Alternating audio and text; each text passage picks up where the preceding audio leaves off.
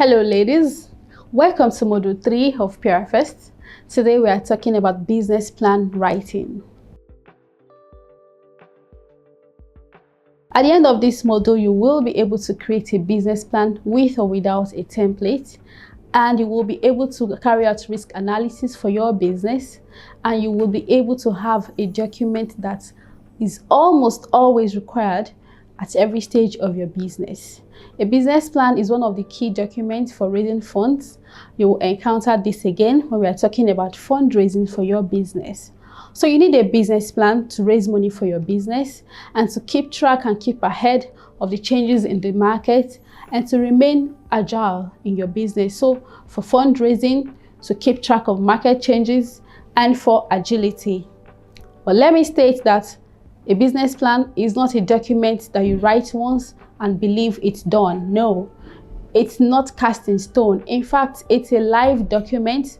As the market conditions change, as the business internal environment changes, you have to let it reflect in your plan and what your response will be to all those changes. There are 6 main segments to a business plan. First, we have the overview, which is more like an extended executive summary. Here you are giving your reader every information about your business at a glance, telling us the environment in which your business operates, who the promoters are, what kind of regulations apply to your company, what the competition is doing, and how you are faring with respect to the competition. We give all of that in an overview, 2 to 3 pages at most. That is your segment 1. The second segment is the business model, and this is where you give us what every investor really wants to see. Who are your customers?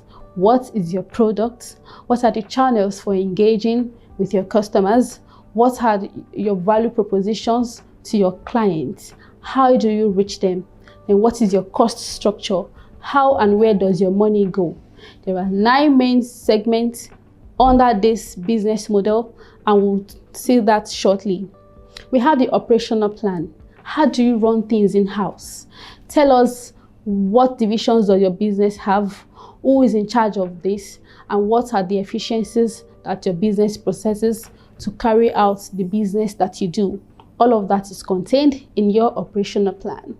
And then the market, which is what is external to your business. The market is where you talk about your competitors. What are they doing? How are they doing it?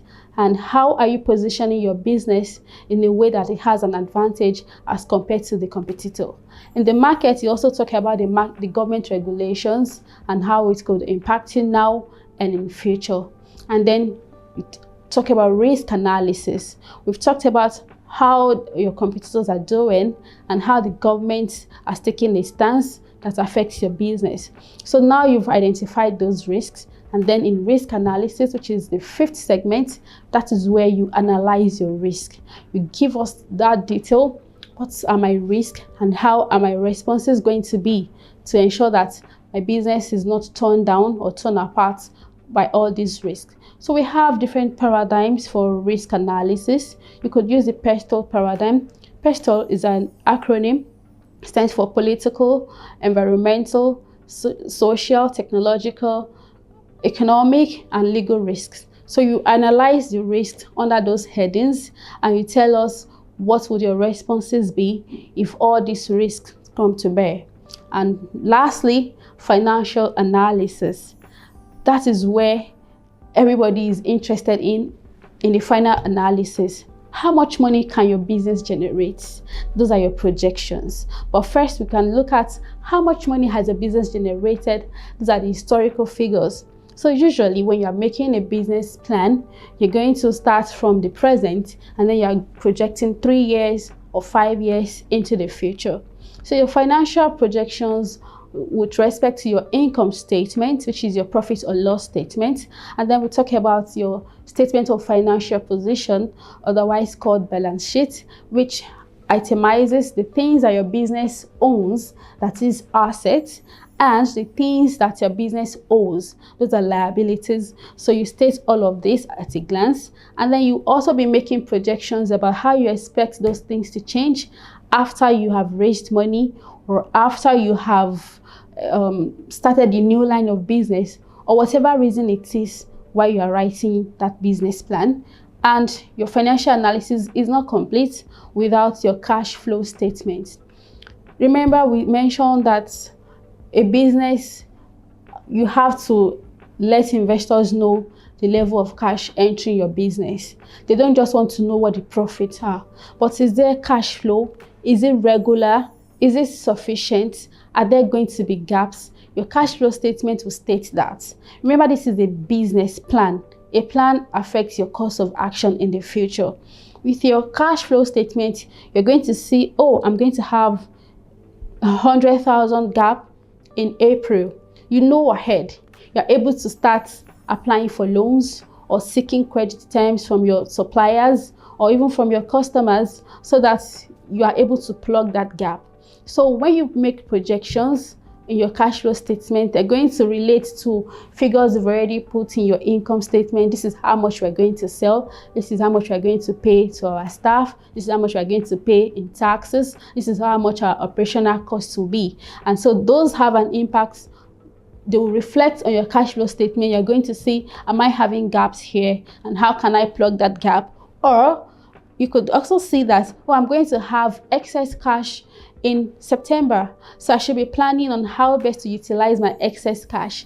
You don't just want to leave your money lying fallow when you could earn an interest on it, and that is additional income for your statement, for your business. So without your cash flow statement, you won't be able to make all those adequate planning ahead. That is what the cash flow statement does. So we have talked about the 6 segments of a business plan: the business overview, business model, the operational plan, your market analysis, risk analysis, and your financial analysis. I want to talk more extensively about the business model. There's something called the business model canvas. It is a 9-segment document which paints the picture of how your business is doing at a glance.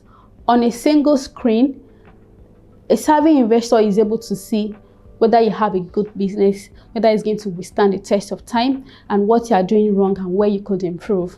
So the 9 segments of the business model canvas start with, who are your key partners?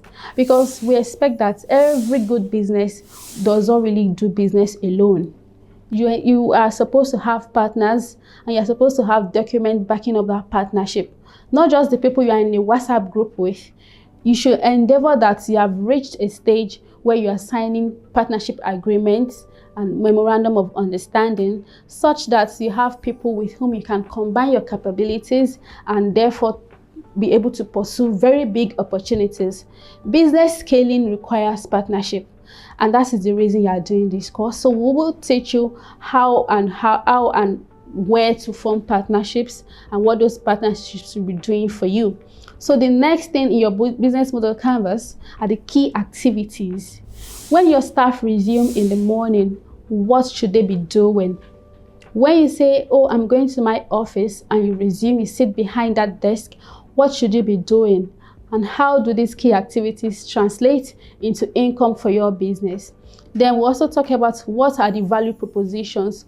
What are you promising your customers that, oh, our product can do this for you? When you buy our product, this problem will be solved. And then we need to value how important are those things to the customers, because that determines how long you stay in business, what your value proposition is. Then also contains your customer relationships, the channels for disseminating your product or service. Then what customer segments are you serving? Are they the older people or the younger people? Are they the people who are migrating? Are they the people in the diaspora? And then your cost structure. Where does your money go? When you make money, how does it get spent? And your revenue streams. The way a person is advised to have multiple streams of income, businesses also should have multiple revenue streams. So what are those revenue streams and how can it be improved? So we'll talk more about the business model canvas in class. During our live 2-hour session, I'll teach you how to fill in this, and we'll also talk about market research, because you need to back up your plan with the facts and figures to show that your business is having a good plan, which is bankable. See you in class.